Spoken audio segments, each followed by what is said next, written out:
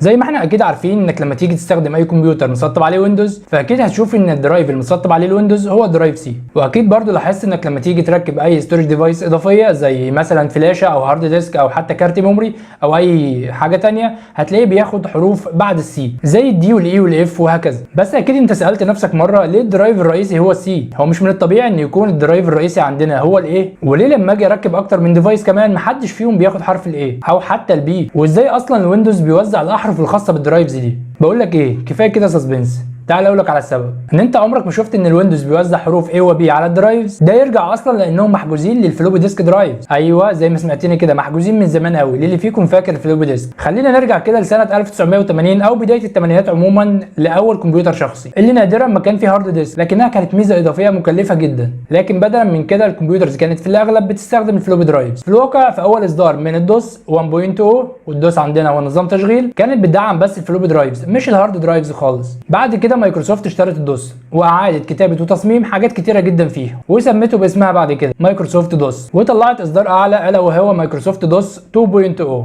وده اللي كان بيدعم الهارد ديسك درايف. لكن حتى لما وصلوا لمايكروسوفت دوس 4.0 وانت لسه بتشغل الكمبيوتر كده، هتلاقي ان الفلوبي درايفز بتاخد احرف برضه قبل الهارد درايفز. يعني مثلا لو احنا عندنا 4 فلوبي درايفز وهارد درايف واحد، هنلاقي ان الفلوبي درايفز بتاخد حروف A و B و C و D، والهارد درايف اللي عندنا بياخد حرف الاي. ده لحد ما وصلنا لمايكروسوفت دوس 5.0، وبقى حرف السي بياخدوا اول هارد درايف يتوصل بالجهاز، والحرفين الاي والبي ما زالوا محجوزين لاول 2 فلوبي درايفز يتوصلوا بالجهاز برضه. لكن هتيجي تسالني، طيب لو انا حبيت ان انا اوصل اكتر من 2 فلوبي درايفز بالجهاز هياخدوا احرف ايه؟ هقول لك ان اول 2 فلوبي درايفز بتوصلوا بالجهاز هياخدوا حروف A و B.